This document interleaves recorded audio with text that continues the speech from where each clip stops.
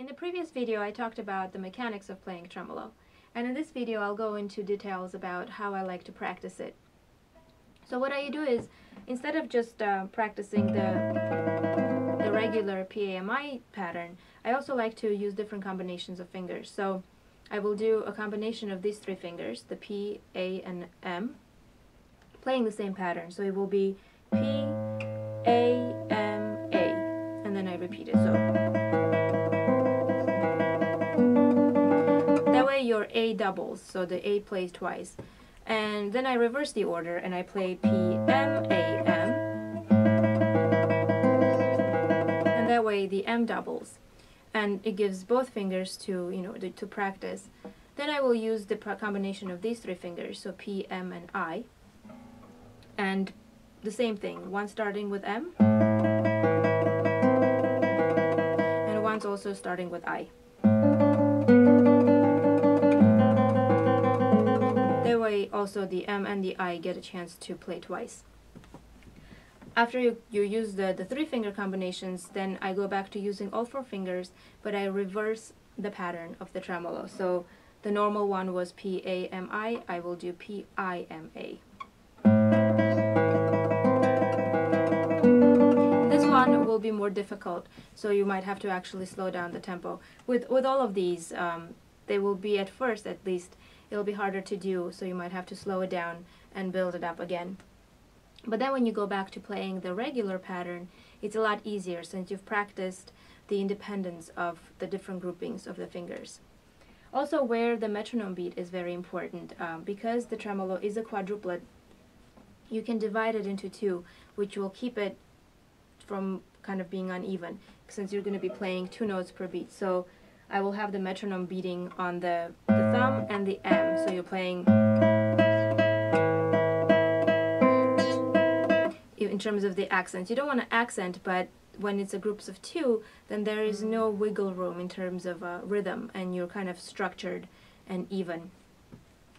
To make it more challenging, when you're playing in groups of 4, so if the metronome is only beating on the bass, then you can change. So instead of having the metronome beat on the, you can change the loop and have it kind of start on the A finger. So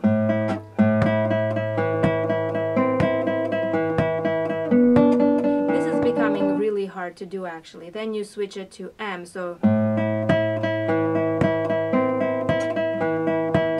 then you can change it to I.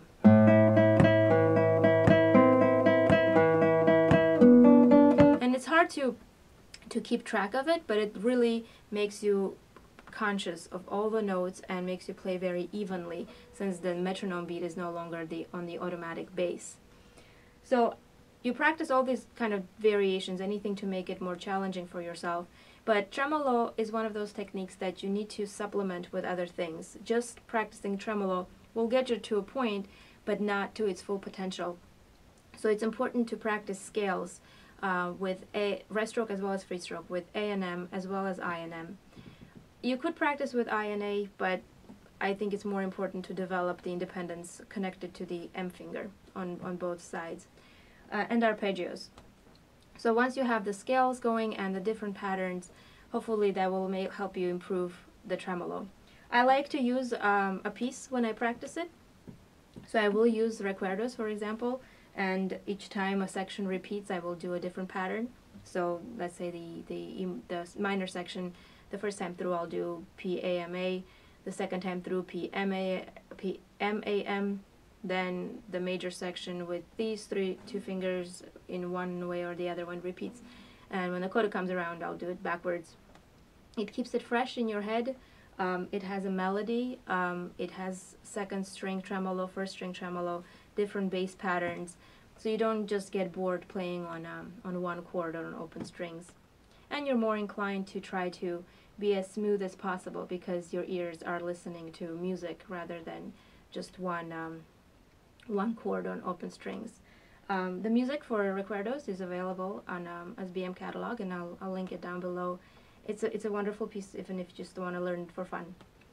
So hopefully the tips I gave you in the mechanical section and in this will help you improve your tremolo. Thank you for watching.